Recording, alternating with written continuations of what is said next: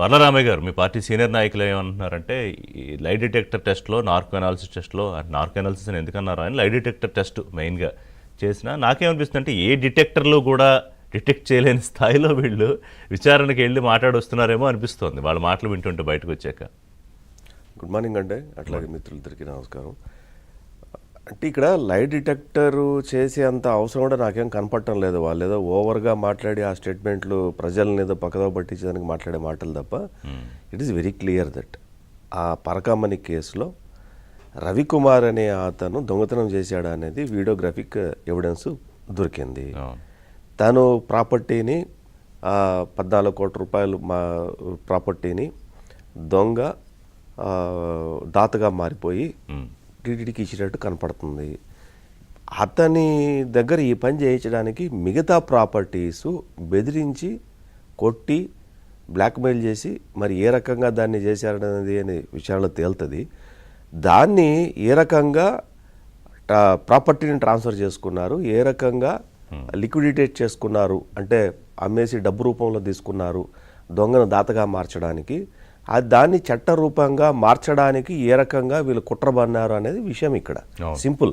So ఇందులో board వస్తుంది, board ఆ రోజుల్లో ఉన్న బోర్డు చైర్మన్, తర్వాత అధికారులు, vigilance, police, judiciary, even judiciary నిన్నలా మొన్న జ్యుడిషియరీ వాళ్ళని పిలిపించి సిట్టు విచారించి నోటీసులు ఇచ్చి కోర్టు నుంచి విచారించింది. నేను తిరుపతిలో ఉంటాను కదా, నాకు ఎవ్రీడే 2 విచారణ జరుగుతున్నాయి తిరుపతిలోనే. ఒకటి Padmavathi guest house, it is hardly మా ఇంటి దగ్గర నుంచి 1/2 కిలోమీటర్.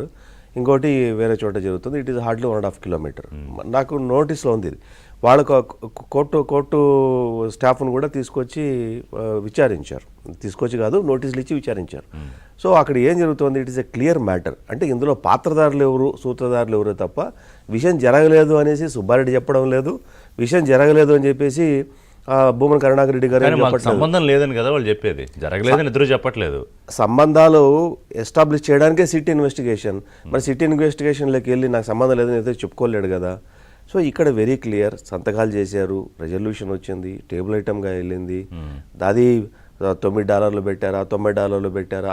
నా ఉద్దేశంలో $90 ఏదో పెట్టేట్టున్నారు, not 9, $90. I'm subject to correct అది.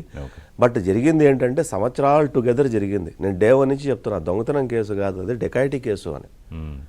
అది ఎక్స్ప్రెస్ ఎఫ్ఐఆర్ చేయాల్సిన దాన్ని సింపుల్ ఎఫ్ఐఆర్ చేయడం వల్లనే ఇఫ్ అట్ ఆల్ అది కనుక డబ్బు అమౌంట్ కనుక ఎక్కువ కనపడి ఉంటే అసలు అది లోక్ అదాలత్కి వెళ్ళేది కాదు, ఆ సెక్షన్లు అప్లికబుల్ అయ్యేటివి కాదు. లోక్ అదాలత్కి వెళ్ళడానికి కావాల్సినటువంటి ఏ అమౌంట్కి అయితే లోక్ అదాలత్లో వెళ్ళి దానికి అనువుగా మార్చారు. యాక్చువల్గా దాని పెట్టాల్సిన సెక్షన్లు డెకాయిటీ సెక్షన్లు పెట్టాలని డే 1 నుంచి చెప్తున్నాను.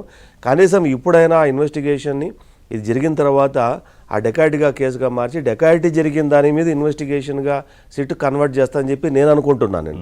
సో ఇక్కడ ఎప్పుడైతే అమౌంట్ తగ్గిందో ఆటోమేటిక్గా రాజీ చేయడానికి అనువుగా వాతావరణం సృష్టించబడింది. ఆ అనువుగా సృష్టించబడినటువంటి వాతావరణాన్ని వీళ్ళు అనువుగా మార్చుకొని తదనుగుణంగా చాలా కనిపించే పేపర్ మీద కనిపించే రాజీ వేరు, వెనకాల జరిగిన రాజీ వేరు.